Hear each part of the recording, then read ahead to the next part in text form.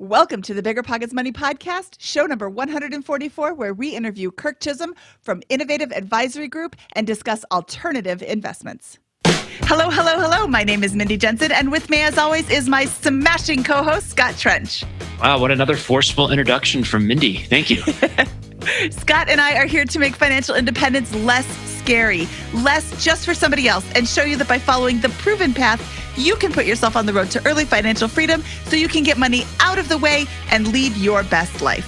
That's right. Whether you want to retire early and travel the world, go on to make big-time investments in assets like real estate or alternative options like mineral rights, structured settlements, or 73 more, or start your own business, we'll help you build a position capable of launching yourself towards those dreams.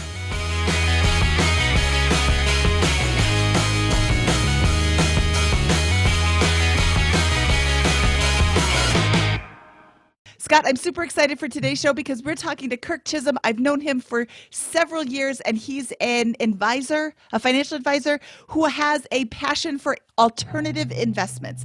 I'm not talking about Bitcoin. Oh, wait, I am talking about Bitcoin and horses and mineral rights and all sorts of things that you didn't know you could invest in, or at least I didn't know you could invest in. Yeah, I mean, he has a great framework and wealth of experience investing in these types of things. And I just learned a ton from Kirk today, so I'm excited to bring him on. I am super excited to bring him on too. We don't get into the ins and outs of the individual investments so much as the framework and the mindset around what you need to be thinking of before you jump into these alternative investments. Everybody has that hot new investment that they heard from somebody, but you really need to know what you're doing in order to make these investments work. Yep, absolutely. And I think that this is a great introduction to this concept.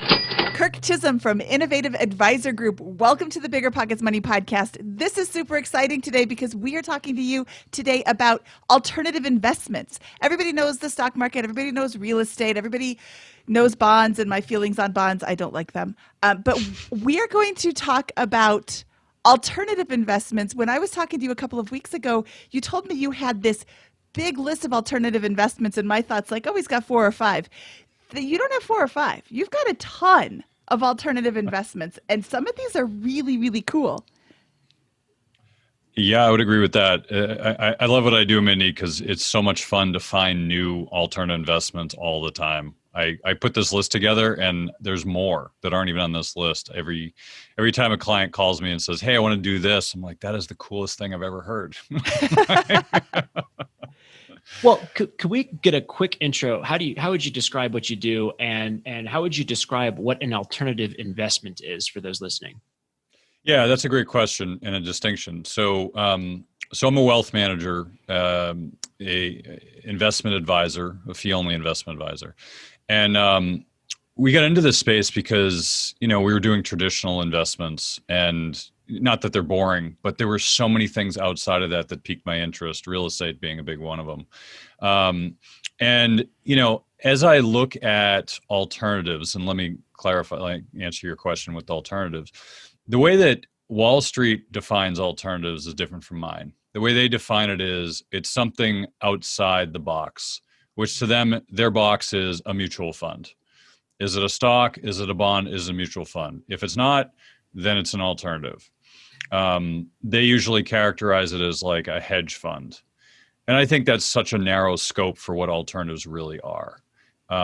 Based on their characterization, real estate would be an alternative, right? And I don't think too many people here would consider real estate an alternative. So the way I characterize alternatives is really, in some ways, it depends on the person.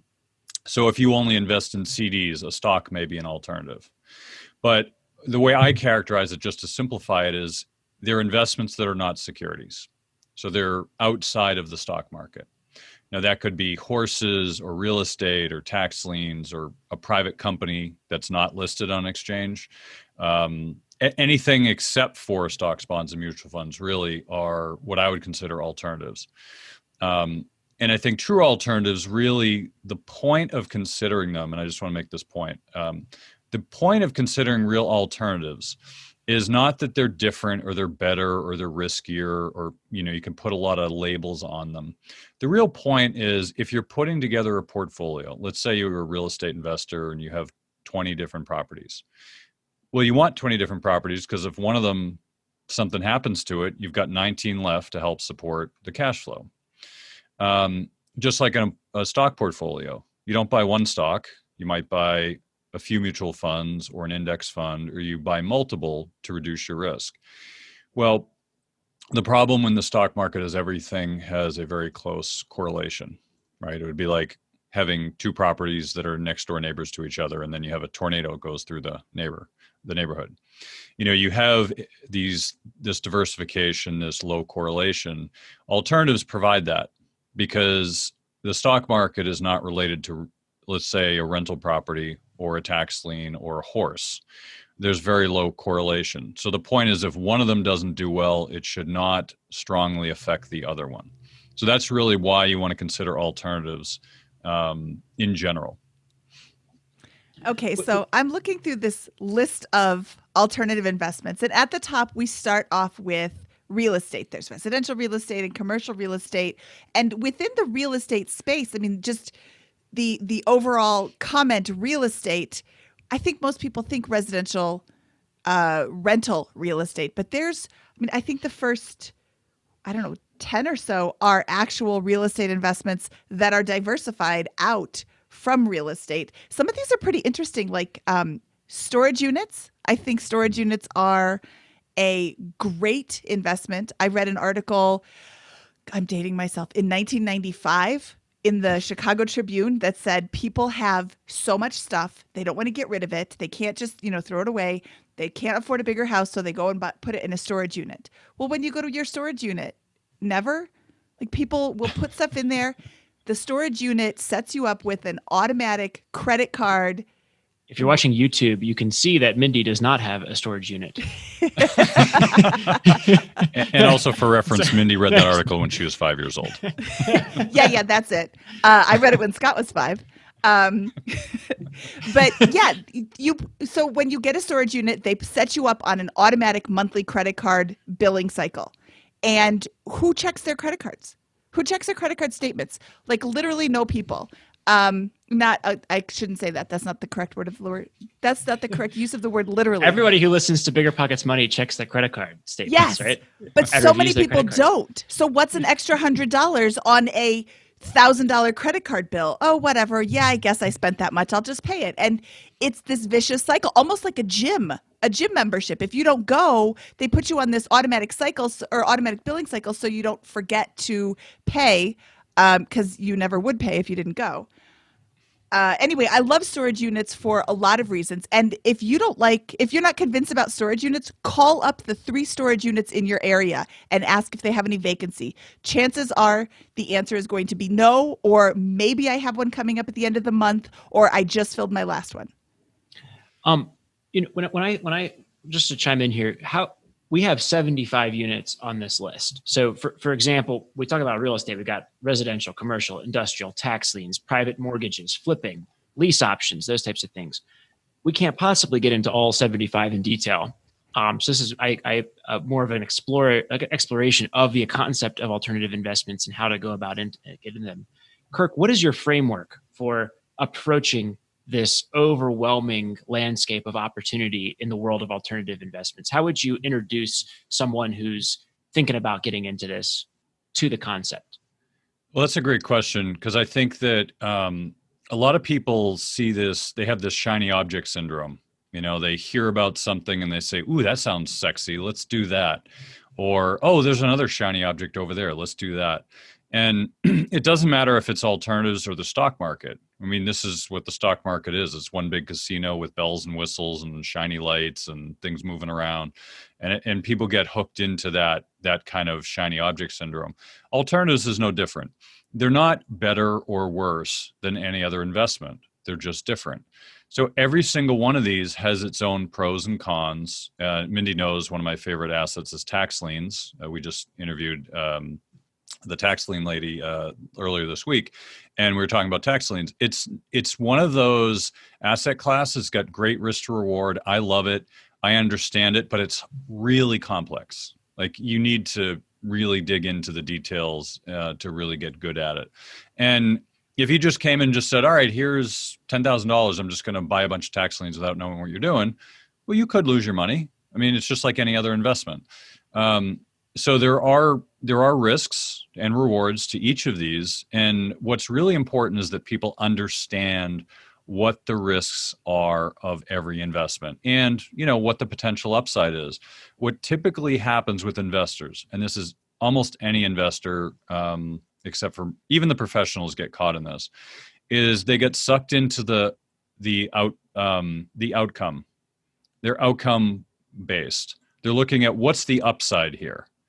And we take a very different tact, because what I find is the outcome takes care of itself if you do your work properly. What is rarely ever looked at is the risk. What is the risk of this? You look at a guy like Bernie Madoff. That happened because everyone was looking at the upside and no one was looking at the risks.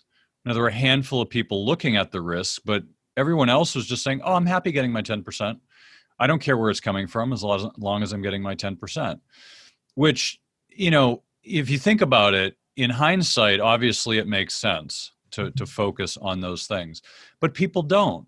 They just say, oh, all right, here's a prospectus. They're claiming I'm going to get 10 to 20%. All right, this looks good. I like 10 or 20%. Let's do that. But they don't know what they're investing in.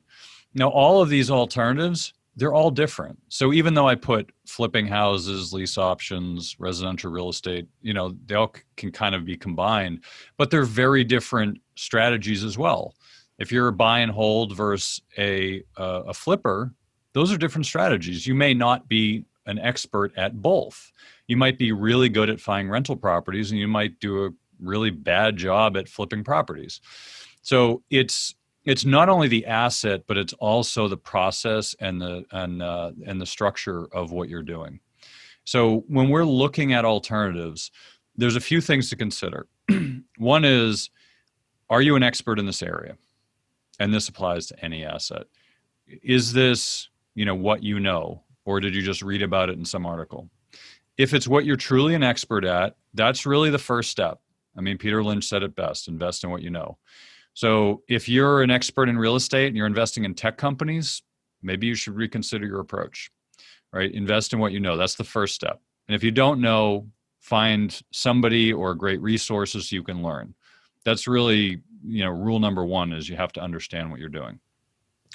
The next thing to do is to look at the risks involved, right? So are these risks appropriate for you? And if you don't understand the risks, then you probably shouldn't be investing in it. The way we look at risk management is identify all the risks, mitigate as many as possible, and just being comfortable with what's left over, because you're never going to get rid of all of them, right? I mean, you can buy insurance to make sure your house doesn't burn down. Okay, great. It's not no risk. The insurance company might decide not to pay you. They might go out of business. I mean, the risks are infinitesimally small, but they still exist. And you just need to be comfortable with that, right? And I think most people are that buy fire insurance. They're comfortable with the fact that it is possible that they couldn't get paid back. Unlikely, but possible. And I think that's really the structure that most people have to consider when they're looking at investments. There's another thing too, which is something we talk about a lot, which is understanding your own investor psychology. Now, this has caused more problems for investors than any other psychological part of investing that I've ever seen. Is somebody reads Warren Buffett's, he doesn't have a book, but somebody is writing about Warren Buffett and the best way to invest, and they're trying to follow Warren Buffett. Oh, that's great. He's a really smart guy. Let's do that. Yet it may not line up with their investor psychology. So if you're a real estate investor, maybe there's a part of that that really works well for you. But if you tried to be a day trader and day trade penny stocks, that might not work for you. Now, I have friends who do that. They day trade for a living, and they do it well. They don't try to invest in real estate. It's a very different investor psychology. You really have to understand your own investor psychology, because not two people are not necessarily the same. I know what I'm weak at, and I know what I'm strong at. And if I have a weak area, I try to support that with other things to make sure that I'm not getting caught up in that weakness. So you really need to understand yourself. That's a really important part of this. And you can't just read a book and assume you understand. You have to really kind of understand how you react in different situations. let's try to kind of figure out a way to get in the minds of someone who might be listening to the show and think, hey, I'm a aspiring investor, and I look at the stock market, and we've talked about index fund investing and why we like that approach as opposed to day trading here on the Money Show, because of the, and one way to put it would be the reasonable efficiency of the market and the difficulty and amount of time it will take to invest to exploit the inefficiencies that maybe your day trader friends are investing and are realizing, right? And I'm not an expert in any of these categories. I'm not an expert in real estate. I'm not an expert in oil and gas LPs. I'm not an expert in franchises. I'm not an expert in diamonds. It can go on. But I'm willing and eager to begin investing time into a learning about one of these categories. How do I approach that? Do I look for one that's particularly inefficient? Do I look for one that I just like the most? How do I begin diving into these if I'm an aspiring investor? Yeah, well, I would say first off, it doesn't really matter what you invest in. You have to think about what's your ideal outcome. So it doesn't matter if you're investing in real estate or horses. What's your outcome? Are you looking for income? Are you looking for 10% a year? Are you looking for tax write-offs? Like, all of those things are really important to consider as a start, right? So you need to understand that to begin with, because if you're looking for income and you're investing in horses, it's probably not a good idea, right? So understanding your ideal outcome is a good start. The other thing I'll point out is you don't have to invest in everything. You don't. We see stuff all the time, and to me, it's just part of the joy that I have in this profession is learning about new and really cool investments, like motion picture film tax credits. Who's heard of that? It is one of the coolest things I've heard about, and it's next to impossible to get into because it's like an old boys network, and there's, any given city, there's like 2 or 3 people that actually you can that actually buy them, and no one else is really allowed to participate. So, I happen to have a client who is in that space, which is why I know about it. But the point is not every one of these is going to be applicable. There may not be an opportunity. So I would say the way we look at things, which everyone has their own perspective, the way we look at things is we start top down. So we look at things from a global perspective, like, where are the trends happening? Because I want to be involved in a trend, right? So if the trend is SaaS companies or SaaS, software as a service companies, if that's a trend, then I want to look for something in that trend, right? If farmland is not trending, meaning it's not doing well, and it hasn't been for quite some time, number of years, then I probably don't want to invest in farmland. Now, maybe you do, maybe there's reasons to do that, but the point is you need to look at it from a big picture perspective. You could pick the best farm possible, but if all farms are losing money, then what's the point of investing in farmland, right? Your opportunity set is small. So you have to understand where the money flows are going, where the trends are going. Given what's going on with COVID, right? All of these cloud-based services are doing well. Amazon's doing well. All these companies that are really that have been trending in the right direction, it just got accelerated. So you want to understand where the trends are, just like with real estate, right? You don't, if people are moving out of your city, you probably don't want to invest in that city. You want to invest in a city where people are moving to. So looking at the big picture is a good start. Understanding where the opportunities are. And then just finding something that you really enjoy learning about. Because if it's painful, you're going to be spending a lot of time in this. If you're investing in real estate, if you've never done it before, you're not going to just pick up a book, read 5 pages and say, I know everything, right? You're going to have to dig in. You're going to probably want to talk to other people, other real estate investors, find out what's working, what isn't working. Like, you have to have a bit of a passion for it to really do well at something. So I'd say, having an understanding, and like I said, this big list is really just to start people's, gears working in their brain. There's a ton of stuff in here I would never invest in. I wouldn't. Like wine. I'm not going to invest in wine. I don't know the first thing about it. I like drinking it, but I don't know if I could tell you the difference between $1,000 and $100 bottle of wine. I just, for me, it's probably not a good idea. Artwork, things like that. I mean, there's a lot of payday loans. I actually know enough about that to not do it, but there's lots of assets on here that you can just start digging in and just saying, hey, I know a little bit about that. That's, to me, seems interesting, and just start doing some research. I mean, the nice part about the internet is you can find almost anything out there. Some are harder to find, but there's at least some basic information that you can do some digging, like motion picture film tax credits. There's not much out there. You can find enough to kind of get the cursory, overview. But once you kind of learn enough to say, all right, that's not going to work because I don't have any connections. So you move on, you find something else. I'll give you an example. We just interviewed a guy on oil and gas investing. And it was a really interesting perspective. I know enough to be dangerous, but I'm not an expert. This guy is a driller. He drills wells, tons of wells every year. He knows it inside and out. So it was an interesting conversation.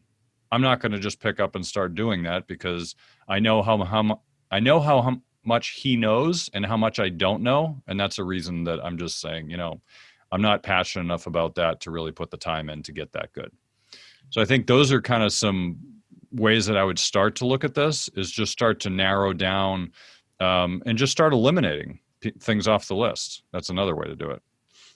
When we talk about real estate investing, a framework I have in mind for thinking about it is the barrier to entry is not in dollars, but in time. And that time investment is probably in the order of 250 to 500 hours of self-education that many investors, and it's a sliding scale. Some people feel comfortable before that. Some people need to put in much more time than that, investing, in education, learning, listening, meeting people, studying the market, whatever, in order to have a reasonable risk-adjusted return of entering into a quality residential real estate project or flip or whatever it is. Would you say, do you kind of agree with that framework generally for many of these asset classes? And would you say that there's any that you think have lower barriers to entry or higher barriers to entry relative to other items in this list? Yeah, the barrier to entry is actually a good point. So there's the time barrier, there's the money barrier, right? I mean, if you have $1,000, investing in real estate might be a bit of a challenge for you. And I'm assuming we're doing a buy and rent out kind of a scenario. Now, there are ways to do it, but you're limited with your resources and what you can do. Whereas you can invest in tax liens, you could buy $10, $100 tax liens and you could do that. So I think the money part is a big part of it. The time part of it's also big because most of us have full-time jobs. And if you do, you may not have all the time in the world to do this sort of thing. If you want to invest in storage, self-storage, which I concur with Mindy, great investment. I know around here, I mean, we have a unit and I'm afraid to give it up because if we do, we won't get it back. There's just nothing available around here and they're not making much more of it. So, I think just looking at things that seem feasible. So I can just go down the list. Airspace rights. All right. That's probably not on my list. That's something that would, in New York, maybe in a city like New York where your airspace rights is really important.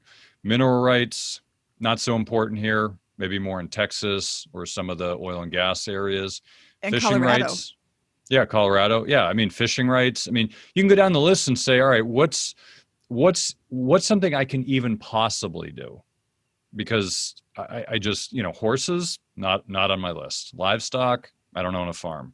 So you can get on the list and start eliminating some of these and just kind of look at things that you may have maybe some insight into or some background or know some people who know something. I mean, there's things like structured settlements are kind of this weird thing. I looked into that 10 years ago, and what I realized is I need to have an attorney on staff because 90% of this is about making sure that your rights to the settlement are solid. And it's really a court process.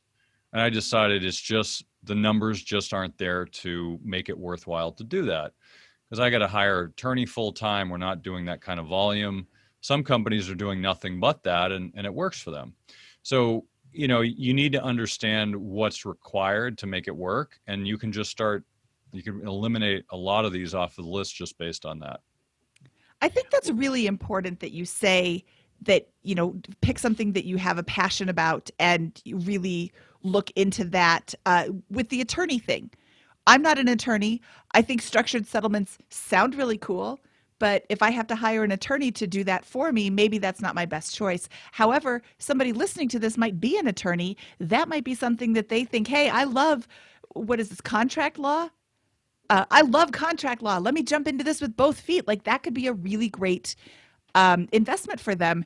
My husband is in love with Tesla, and not just now. He's been in love with Tesla for a long time. It's he thinks it's overvalued now and whatever, and he's been passionately consuming every bit of information and then spitting it back at me about the company and their building plans. And like last night he was telling me how they built a factory in China in 9 months, but the one that they're building in Texas, because they did all this work in front, they're going to build it in 4 months. I'm like, wait a second, we have way stronger building codes than China does. How do you build an entire factory in Texas in 4 months?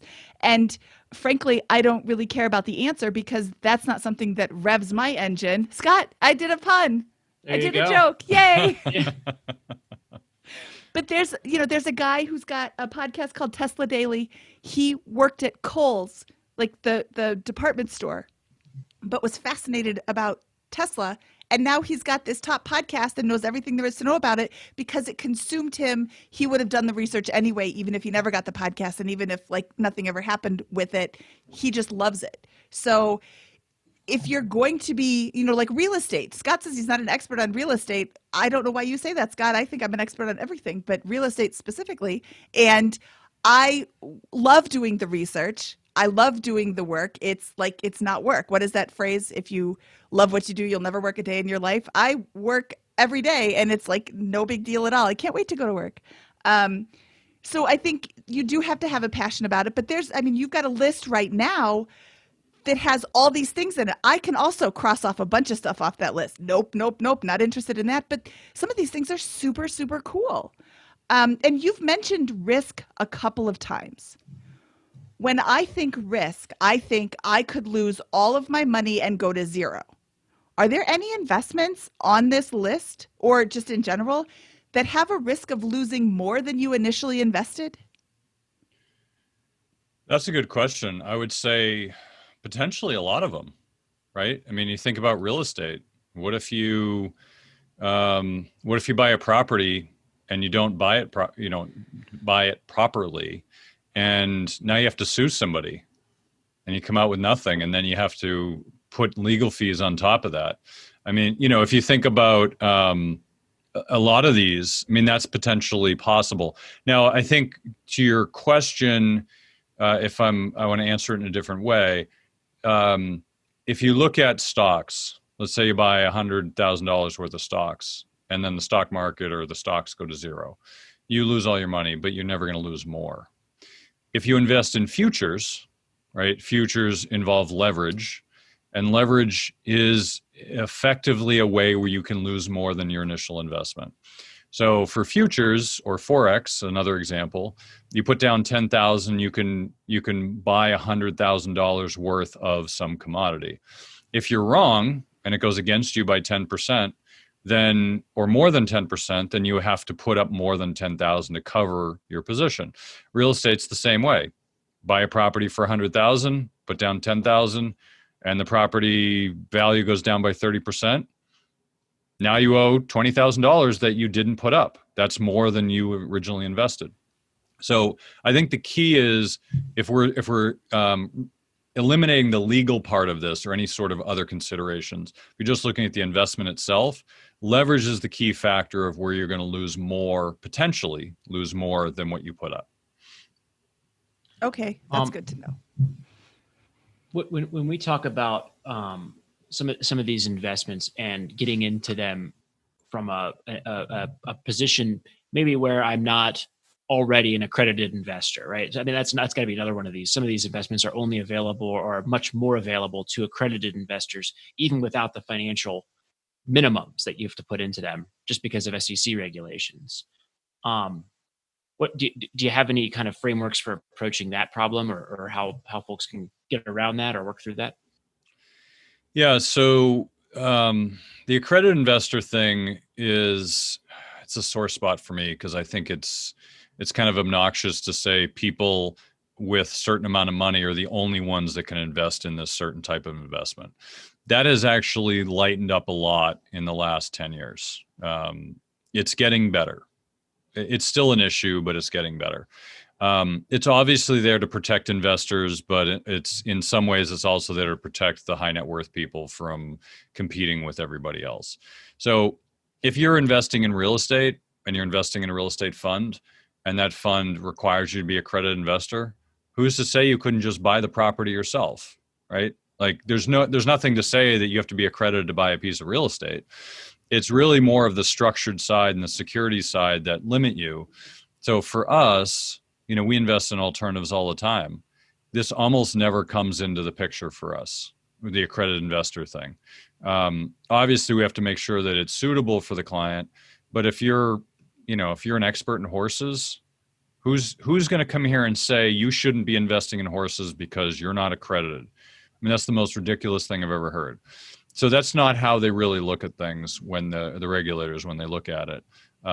You really have to just, if you're relying on other people or funds, then you can get caught up in that. But if you're investing directly, very infrequently will that actually even come into play.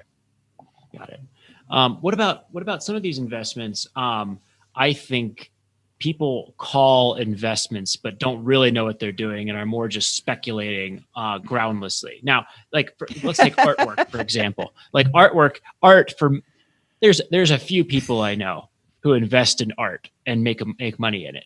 But I think many people buy art maybe not knowing what they're doing and thinking that it's an investment.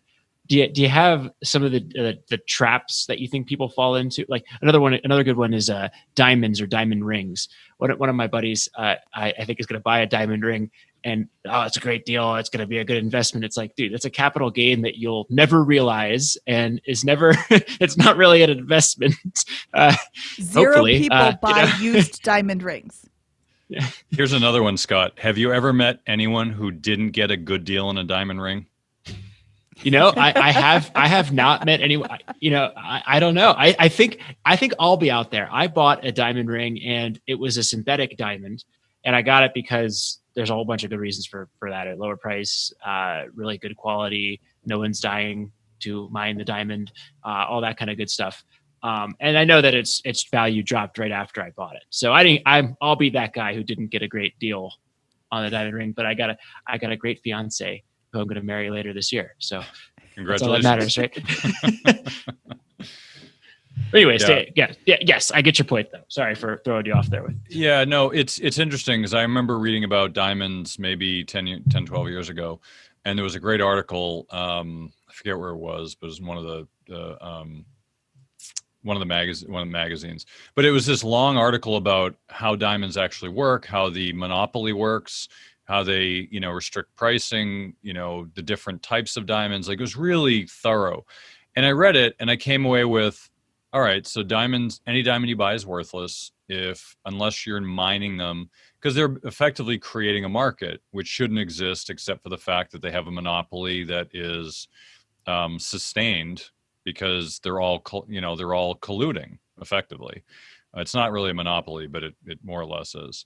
So I could very easily go and mine a bunch of diamonds and come out and just start selling them at a big discount. And, there's just this monopoly that exists, and that's the reason why they're high priced. And I get it. It's just it probably shouldn't be allowed, but it is. And I think you just need to understand what the quote unquote value is. And this is actually something, I'll bring it up because this is something that people rarely think about. When we look to buy an investment, we go in with the exit in mind. So we know why we're buying it. We know when we're going to sell it and why, right? So if you buy Tesla and it's $100 and your exit's 200 and it goes to 250, you probably should sell it. You've waited too long. Like, you need to adhere to your strategy.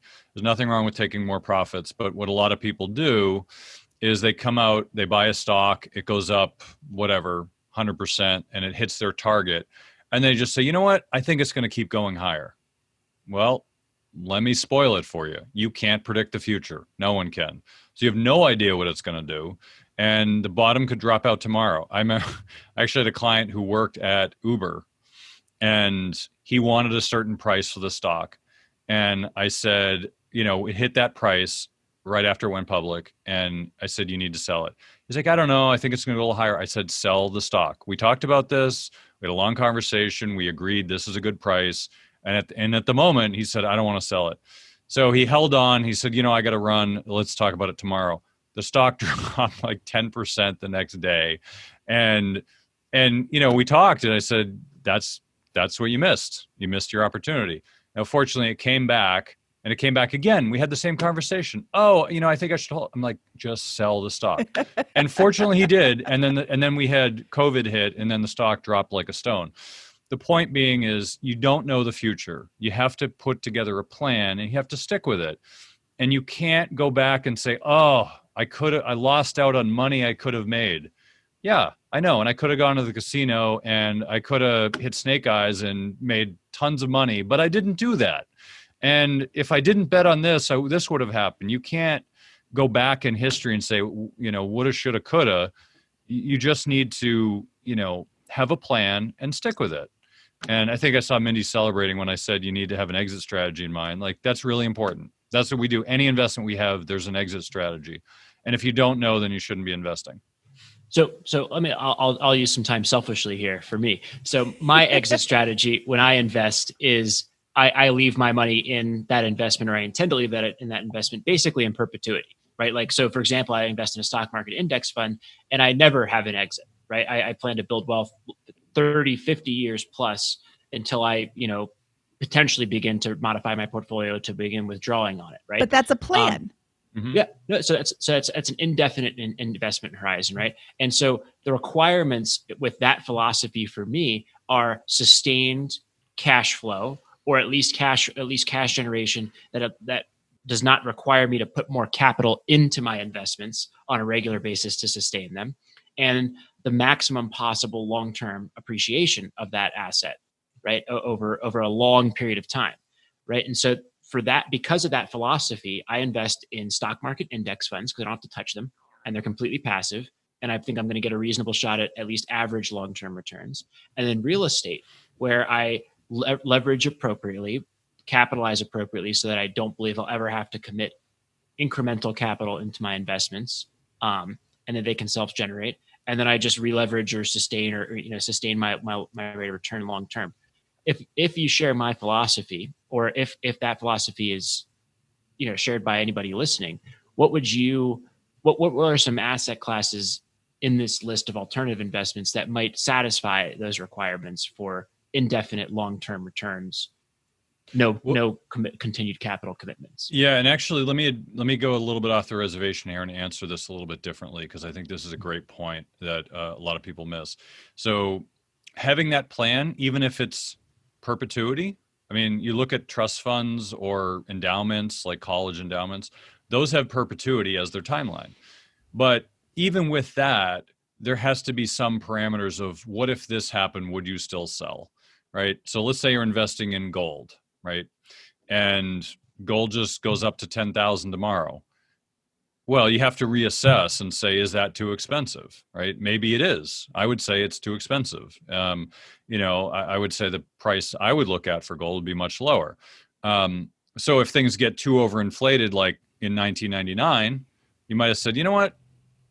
I think things are a little bit crazy. Maybe I should reconsider what I'm doing. Because part of this is actually and this is something that I do a lot with investing, is I wake up and I look at my investments, say, would I buy this today? And if the answer is no, then I sell it. And I do that as a process because it helps me rethink my positioning all the time. Now, I don't do this every day, but this is kind of one of those, at least quarterly, I look at things and I say, why is that in there? Is that's in there because it's just been there and it's not doing anything? So I reassess the position, because I think what happens with a lot of people is they do something and they forget why they did it, and then they're too lazy to actually fix it. And what that can happen is, and it's kind of like dating somebody, right? You get comfortable with it. It's like, hey, I'm dating this person.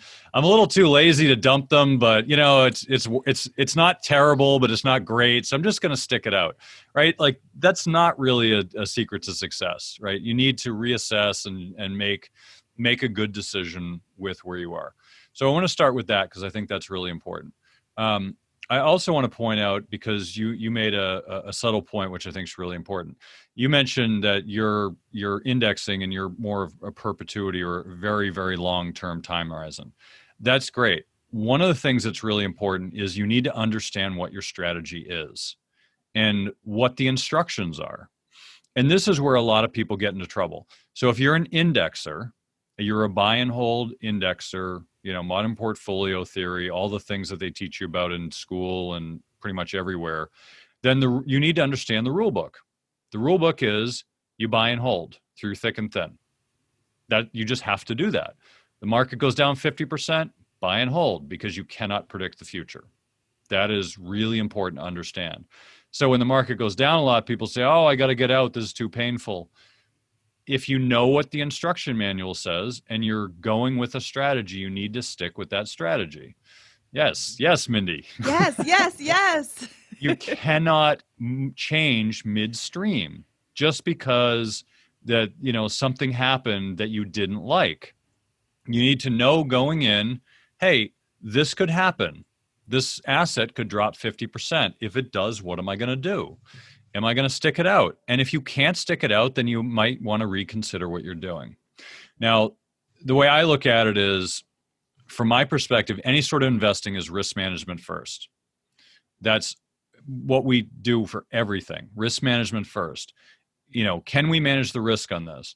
So for the stock market, we don't look at a buy and hold forever approach, because I think that if if you're driving down the road and you see a boulder in the road, you don't just hit it, fly from the car, get back into your car and keep driving. You drive around the boulder.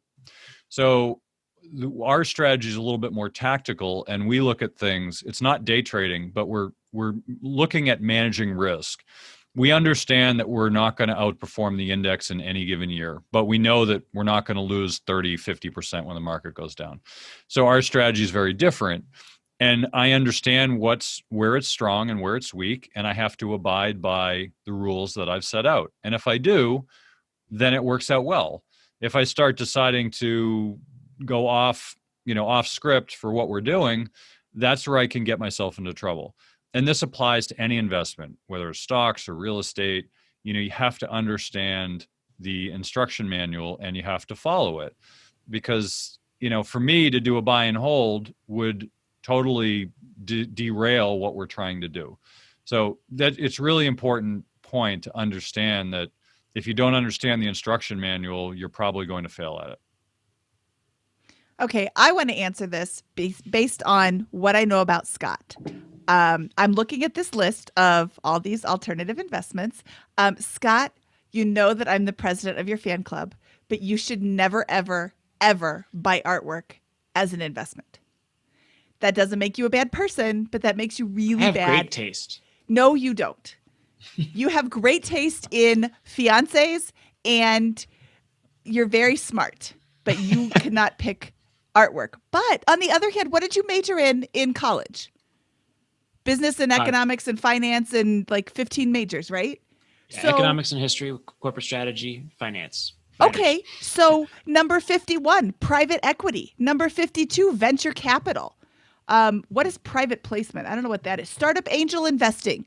Those kinds of things play to your strengths because you can look at their business plan and read it and it makes sense to you, or it doesn't make sense to you and you're like, never mind, I'm not going to invest in this. But those play to your strengths, whereas artwork, maybe not so much. And wine, I don't know. Do you drink wine?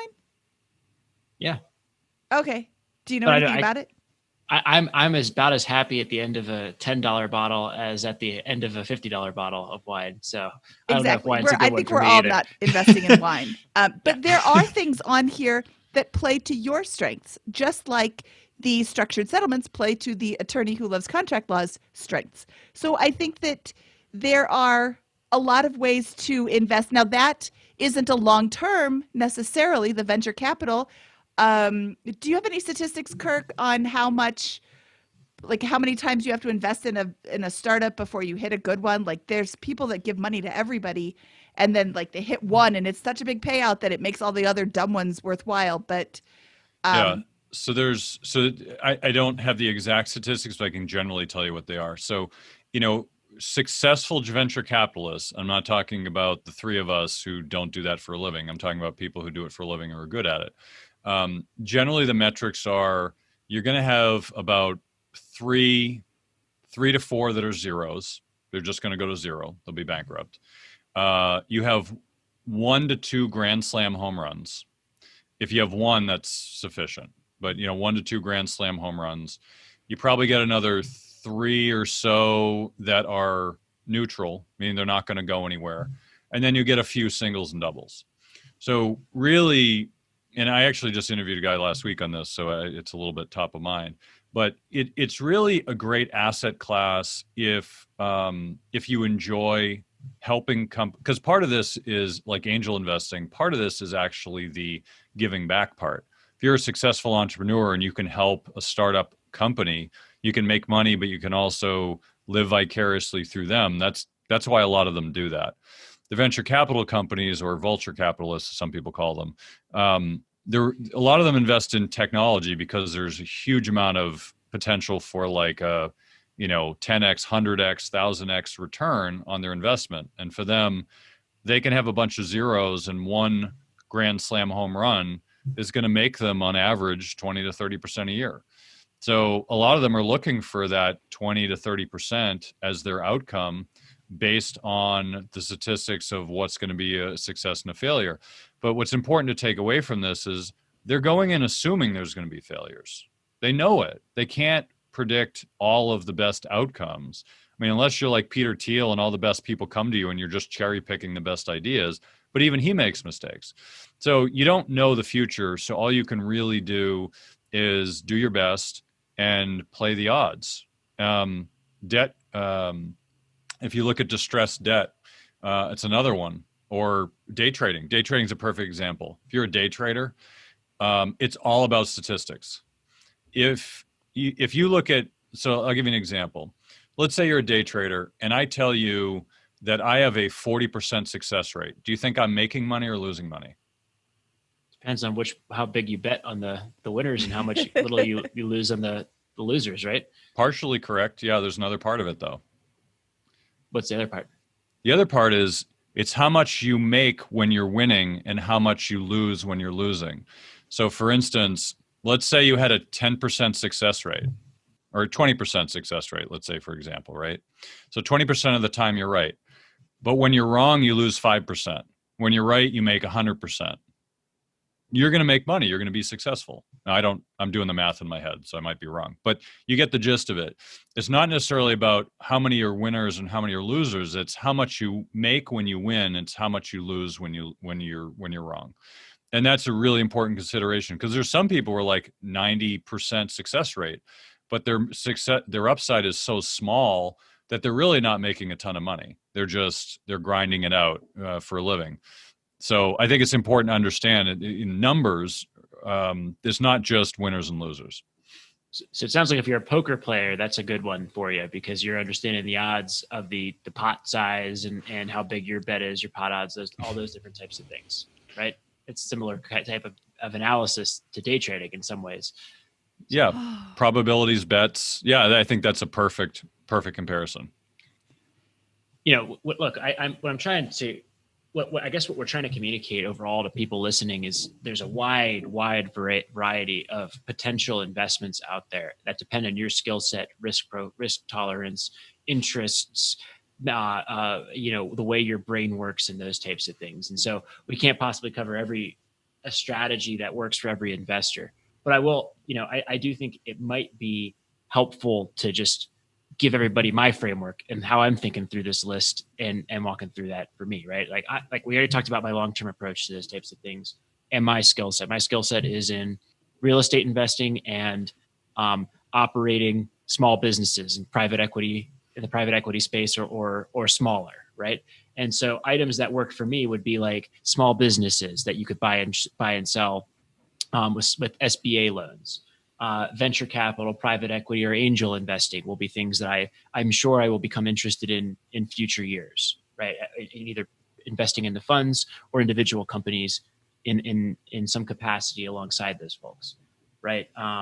Again, we had that. We talked about the small business model and the massive amount of inefficiency and the number of small businesses being sold by boomers recently. I think there's a lot of inefficiency in that market that a hustler could go and figure out, how to realize, and a lot of non-financial things that come into play, like a business owner who's selling a company and maybe has a few key employees that they want to retain who are like family to them, and they're not going to be as concerned about price. They're going to be more concerned about keeping their legacy going, the name on the business, those types of things, those types of areas. So like those are some of the ways that I think about it, and those all fit in my framework of I'm willing to invest forever in those assets, never want to commit more capital or be forced to commit more capital in those assets, but will sell whenever the appropriate time comes for those investments to realize their gains or whatever. Anyways, I know I'm being selfish and hogging some of my philosophy, but I feel like that's maybe helpful for some in thinking through how I would condense this list of like 75 different things into ones that might appeal to me based on my background. It's not just the assets too. I mean, you're making some great points. It's not just the assets as well. It's also the way you invest in them. So let's say, for an example, let's say angel investing. You could find a company and give them money for equity. You could loan them money for debt. You could put money into a fund and invest in a bunch of companies. You could there's a thing, I'm not sure if I have it on this list, called the search fund, which is an interesting concept, which is not really talked about much, but it's basically, there's an attorney in Boston. What he does is he goes and finds businesses that potentially want to sell. He'll acquire the business and he'll put in some recent Harvard MBA grad or whatever, running the company, and, he'll buy it for a good price, and then he'll put that person in and he'll make good cash flow. It's not a huge space, but it's something that I find interesting because you're able to buy a cash flowing business. You don't want to do it yourself. I mean, if I want to buy a dry cleaning business, I don't want to do that. They're great businesses from what I hear, but that's not what I want to do. So you got to find somebody to run it, and you have to incentivize them. I mean, I have a client who buys car washes, buys a bunch of car washes, huge cash flowing businesses, great business. I don't know that I want to do that, but he does it. He does it well, makes great money. So, I would probably say, hey, I've got a bunch of money. I want to buy a car wash. Can you help me? It's just finding creative ways to get into the space. It doesn't have to be you're doing it all. You could find other ways to do it too. So I think it's really important to not only understand the opportunity, but how you're going to do it and how you're going to manage the risk. Because I love real estate. I don't want to be a landlord. So I need to find another way to manage the risk of the property management. And so I would have to either find somebody, invest in a fund, invest in a REIT, or whatever it might be, but I would find an alternative approach to do that. So you have to look at things multiple different ways. Do you have any clients, or do you find any stories of people who are relatively successful at this within a year or two, starting with no more than maybe $50,000 to $100,000 in net worth? Or is this really a game that you should begin considering, after you're rounding out 500,000 in investable net worth, or $1 million? What is there any like general frameworks you'd have for the entry point, or where leveraging your time is effective relative to the amount of dollars you have to invest, or those types of things? I think it depends on the investment. I mean, if you're thinking about investing in a company and you have $5,000, then you might need to find other investors. That might not be enough. So the amount of money is really important in terms of what your possibilities are. I mean, if you're investing in tax liens, you could do that very easily buying a bunch of $100 tax liens. So low risk, low entry point. But if you're buying real estate in Massachusetts, let's say, it's going to be really hard to invest with $10,000. Property prices are really expensive here. So the amount that you're getting in is a really important part of that. And that's why you need to understand what the other alternatives are to invest in that asset if it doesn't meet your criteria. But I will say that if you're looking to get started in this, it's really important to have, and I'm sure you guys talk about this on the show all the time, but if you're investing in real estate, you need to have an emergency fund for that property. You need to have money saved up. You can't just put 100% of your money into the property and assume, oh, great, I own this property, and then you need a new roof. And now what do I do, right? It's not really much different from investing in private company stock. If you invest in the stock and then you need the cash tomorrow to buy a new car, well, you can't. You invest in that company, you can't sell. That is tied up. That is illiquid assets. You can't do a darn thing with it.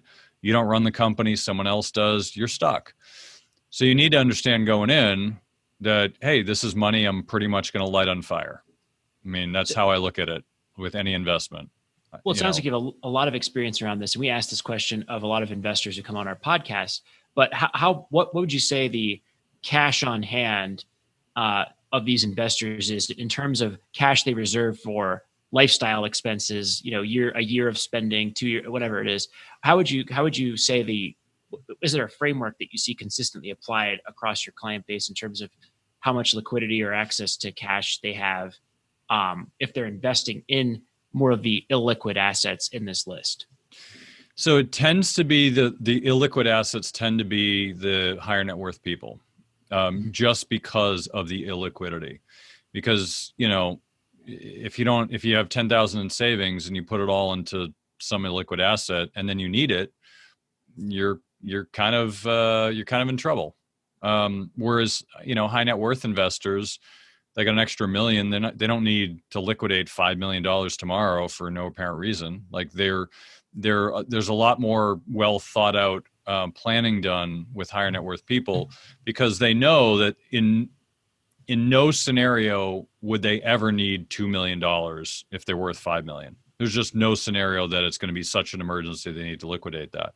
So they can afford in that scenario to put into illiquid assets. Now, I'm not saying everybody should look at it that way, because, if you don't have $5 million, let's say you only have 100,000 as your net worth, and you wanted to start buying real estate, there's nothing wrong with that. You just need to understand what your potential needs would be. And this is a good question, but it's really hard to answer. I have clients who have 1 month worth of an emergency fund, which I think is way too low. I have clients who have 12 months. I think 3 to 6 months is probably a lot more normal to have in terms of an emergency fund. But a lot of this also depends on your cash flow. Are you getting a pension, or Social Security? That's more or less guaranteed income. I say guaranteed in air quotes because who the heck knows what's going to happen with Social Security. But let's just say for the moment, you're relying on Social Security. You're more or less guaranteed to get paid that, okay?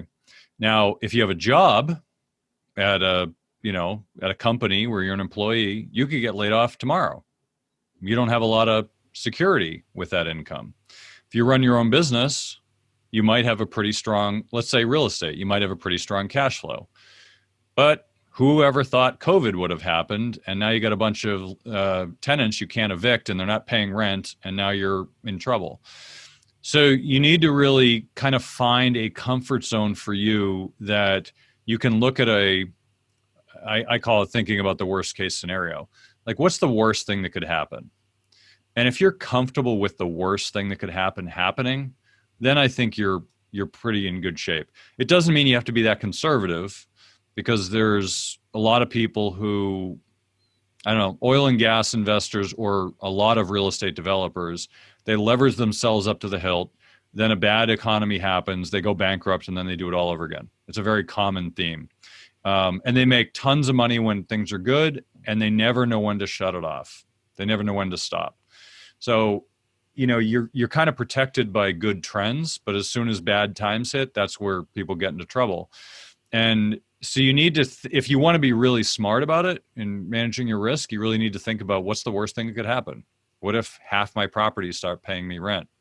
Am I okay for 6 months? What would I do? Right. And thinking through those scenarios, maybe you need to get a home equity line that you never tap just in case. Maybe you need to save up more money. I mean, Mindy was on our show recently and we talked about this, like having that emergency fund, having, what did you say, 6 months or 18? It was a big amount.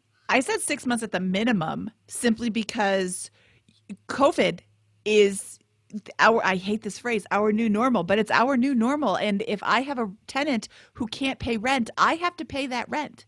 I have to pay the utilities if it's, or shut them off. I have to do all the things. And until I get somebody in with a eviction moratorium, that could be a really long time. What's the eviction moratorium now? I think it's till the end of the year. This is being recorded in the middle of September in 2020. And I think the moratorium goes through the end of December. Is it going to go farther? It might. I mean, what do you do? It's such an unprecedented thing. You have to make sure you can cover your interest in that property. And 6 months is the minimum that I would suggest you have. Yeah, and I think we've all kind of experienced the COVID thing, which has been an extreme end of what could happen in the worst case. And you don't even live in Massachusetts, Mindy. Massachusetts, that's like 6 months is the minimum it takes to evict somebody if you know what you're doing. The state is very tenant friendly, and try to evict somebody in like when it's cold out. Like the courts are going to say, we'll wait till the spring, then we'll review it then. Like it is not the best state for that. So, that's also a part of it. But I go to Rhode Island and they'll kick you to the curb in 30 days, put all your stuff on the curb, and they don't care.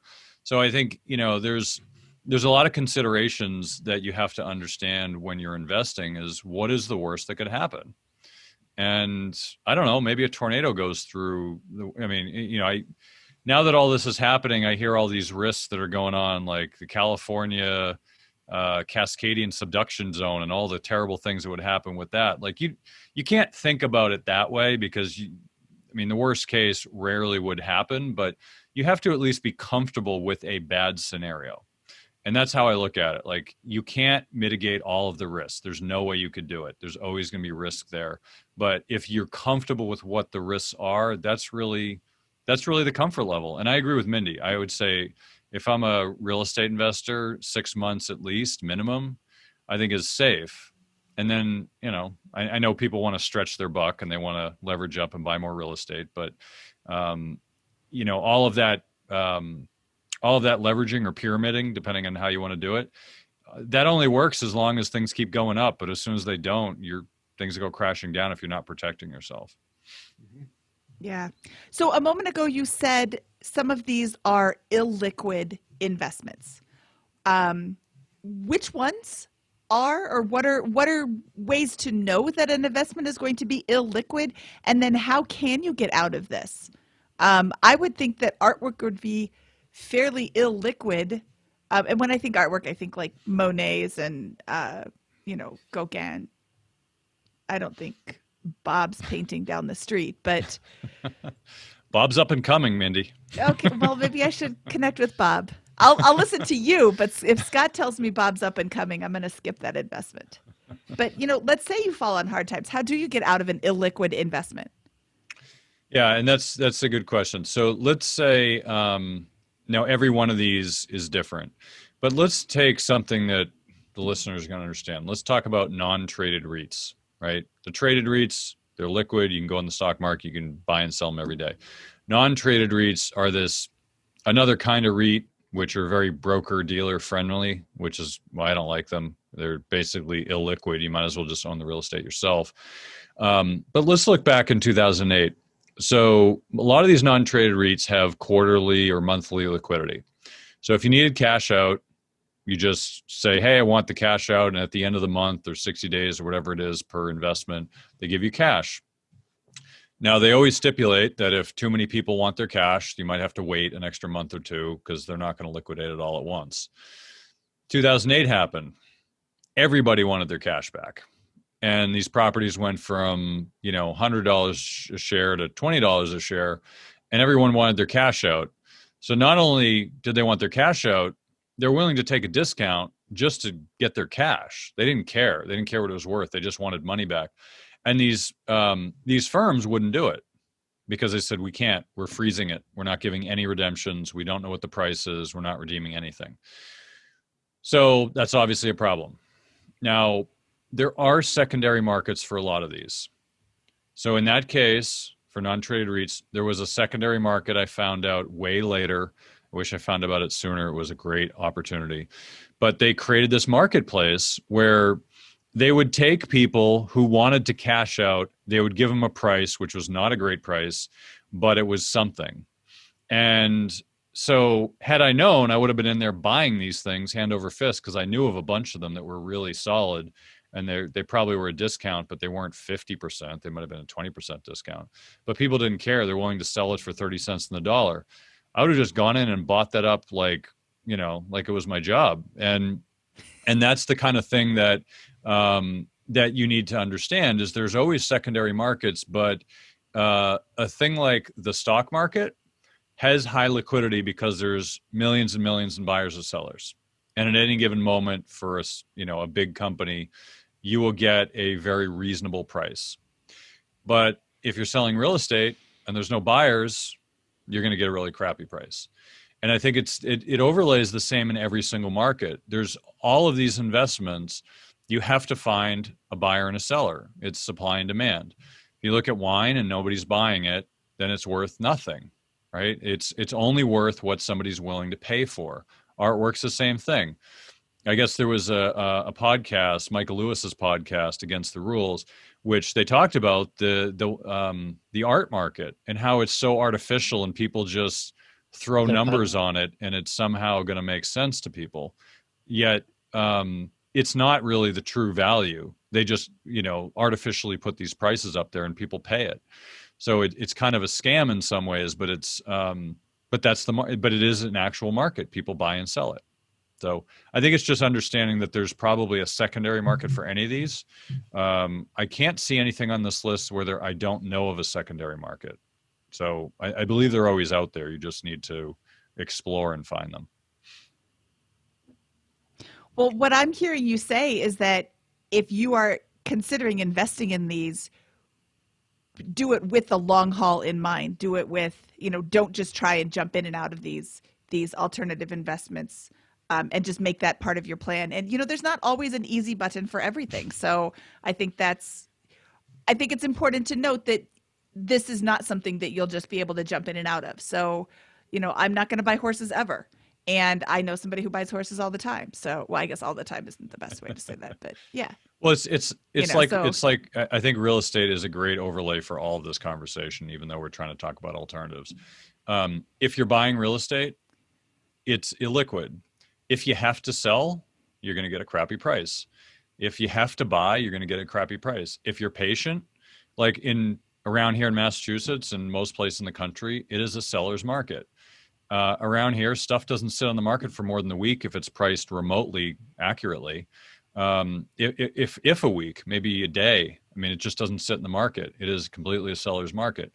So if you want to sell, it's a great time to sell. If you have to buy, you might get stuck with a crappy price, which, quite frankly, it's one of the reasons why we're being patient. We want to buy, but we're just waiting because I don't want to buy in this market. I think it's just going to get, I'll end up being one of these people who get the worst price. I'll top ticket right before the musical chairs stop, and you end up getting stuck with a really expensive property. So I think as long as you have patience and you're willing to wait, then you'll get good prices. But that's the positive and the negatives of an illiquid market. If you're patient, you can do really well in it, and if you're really in a rush, you could really get hosed. Awesome. Well, do you have anything else that you'd like to add here before we kind of wrap up about this world of alternative investments? No, I mean, I think we did a great job of covering a lot of it. I think it's a lot of this is just investing in what you know and not getting caught up in the song and dance of somebody else or some newsletter that you read. I mean, I get a ton of people who come to us and say, hey, should we buy gold? I hear the government's going to default on their debt, or we're going to have super high inflation. What can I do? It's Bitcoin is what I'm hearing. Not making any more of those. Well, I guess beyond 20 million or whatever it is. Wait, I thought they were still making them. They are. I think 2050 or something is when the last one will be mined, or something crazy like that. Oh, but okay. It's they're making more of them, but it gets less and less each time they mine them. So it's kind Stock of going to flow. towards the yeah. I want to give out a shout out to Wald, who works for us and listens to this show, and he'll know what I'm talking about with regards to Bitcoin. Okay, Scott, did you have a question? I'm sorry, I jumped right on top of you. No, I think we're running right up around time. Kirk, this has been so helpful. I have learned so much from you today, just with regards to how to think about alternative investments. I do like alternative investments, and I think this is going to be a lot of fun to start diving into. Where can people find this big list of alternative investments that you sent me? Yeah, so I'll give you a link to put on the website. You can also go to www.innovativewealth.com/BiggerPockets, and that will be a link to the big list of alternatives. Awesome. And we will include a link to that in our show notes, which can be found at biggerpockets.com/moneyshow144. Again, Kirk, thank you so much. This was hugely helpful. And I really think that we're going to start getting a lot of people sending us messages. Where can they send you a message? Where can they find out more about you? Yeah, I'm pretty easy to find. You can go to innovativewealth.com. You can contact me through that site. I also host the show Money Tree Investing Podcast. You can find me there. Also through all the social media mediums. I'm really hard to miss. But yeah, just feel free and reach out. I'm happy to chat. Awesome. Thanks, Kirk. This was great. Thank you so much for your time today. We'll talk to you soon. Scott, that was Kirk Chisholm. What did you think?